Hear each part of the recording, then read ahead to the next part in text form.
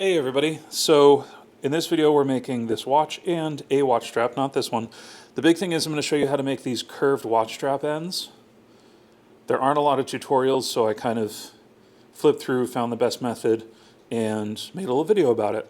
You might notice my hands are a little shaky in this video. It's because I have a bad panic disorder, and the last couple months I've been having a flare-up. Adjusted my meds, doing great now. But this is, Rolex makes a Carnelian Dial Watch that's like $40,000. Looks like this. And I made this one for under 200.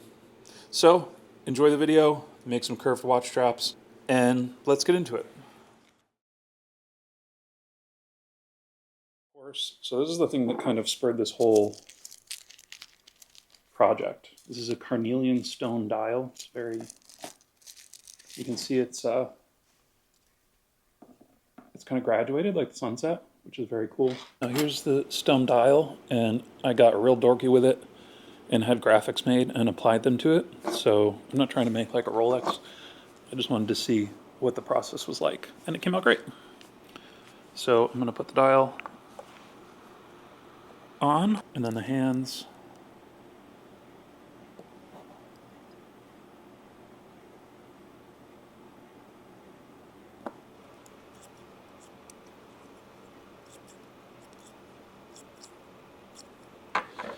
Make sure we don't have any dust. And get the case on it. And here we go. Looking pretty fancy. I'm actually kind of just, I think the logo, the graphics are pretty funny. But so here's our version of the $55,000 or whatever the price is, limited edition, Datejust. Now we need a strap, and that's what this video is really about. My first watchmaking video, I made this watch. And with our strap, it's a pretty basic strap. You can see here, this goes straight across. That's a normal spring bar. That's what holds the watch and the strap together. What I've got is a pack of these curved spring bars. And the reason you use these, this is another watch I've made, I have the addiction now, is that we can make a curved strap end so that it fits a little tighter to the case and it just kind of looks a little fancier. This is not alligator or crocodile, it's caiman. This is a budget-friendly version of an alligator, and these can be very low quality. Buckle carries like the super high-end ones.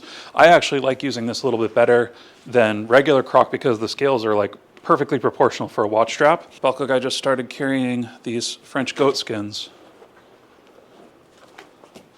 So we're gonna line it in that. It's gonna be real fancy.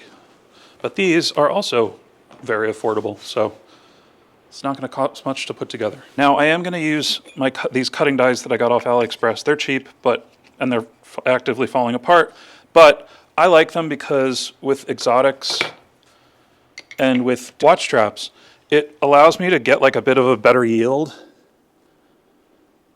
per hide. So this is the only thing I'll die cut. The rest we'll do all by hand. Now, doing the curved process starts right from the beginning here. So I'm gonna skive this down real nice and thin. Now this is the difference. We're gonna cut some slots. And I'm gonna show you how the little jig that I made to do the glue up. We kind of want to match this arc as best we can. So what I've done is made sort of a medium weight wire that's going to be my guide. And I've bent it to be a little bit more aggressive than my watch case because the leather will just kind of naturally relax once it's glued down. Going to glue the ends like normal. For a strap like this, you can use whatever glue you want. However, I find that a super tacky glue really works well.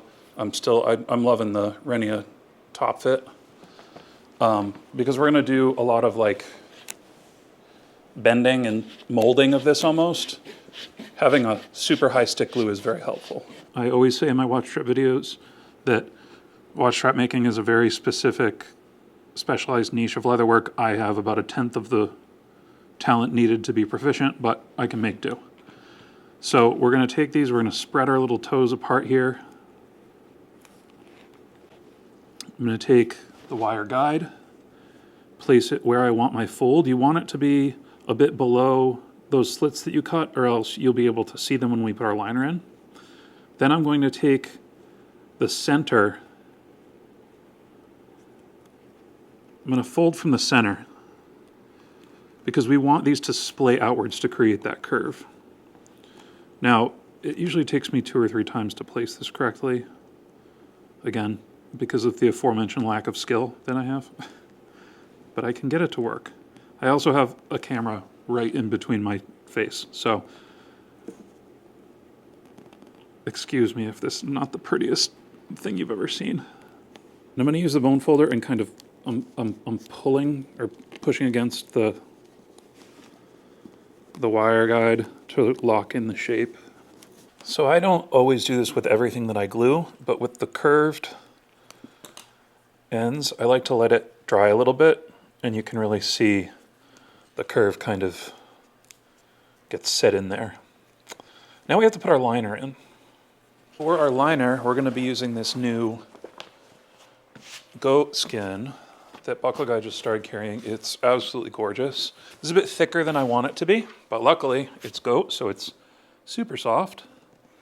I'm going to cut myself a couple of strips.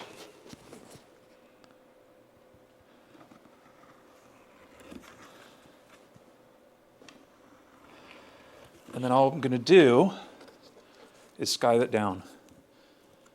Now I can't do this with every type of leather, but when the leather is soft and supple like this, it's no problem. So we're going to take this from around 5 ounces to, I'm aiming for like 3-ish. Yep. That'll work. So what we can do is I'm going to go in with this is 1.5 inches, so it might be a little big. Usually I would use like 1.25 inches. Strap end punch. Put our liner here. And you can see that's going to match nicely. So now we'll glue this up.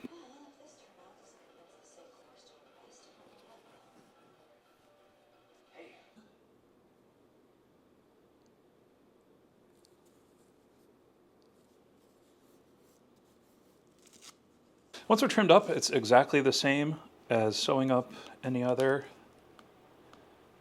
watch strap. You just have a curved end on one side.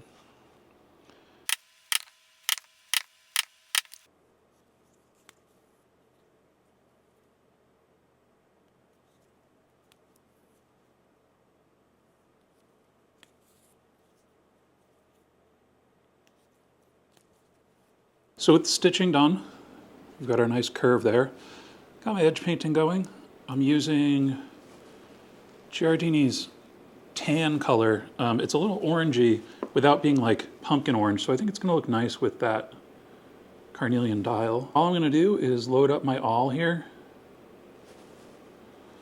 and I'm just going to pull and then push down to get the edge paint on the piece.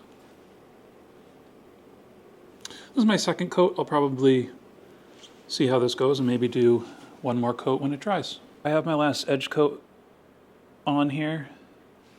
Came out nice. I'm going to take a little bit of 99% isopropyl alcohol. You don't have to do this step. This is just a step that I like to do in the end.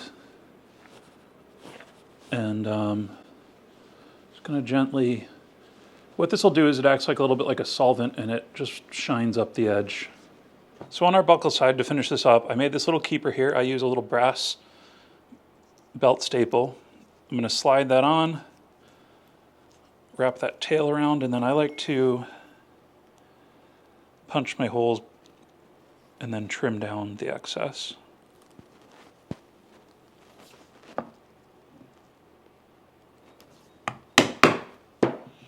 So I do that, and then instead of a skiving knife, you can just use an X-Acto blade and cut it at an angle. You'll be good to go. I'm going to go ahead and stitch this up before I make the hole for my buckle. I like to do a double stitch. Just kind of looks nice and neat because you only have 2 or 3 stitches in here. So basically if the whole thing is a back stitch, it looks balanced. I'll cut out the center section. And then I have our curved spring bars. These are kind of a weird thing to find online. I just kind of did a Google search and bought the best quality ones I could find. These are 20 millimeter because that's the size of the case. And I've only put these in a couple times. So we're gonna put in our spring bar and hope that it matches the curve of, yes it does.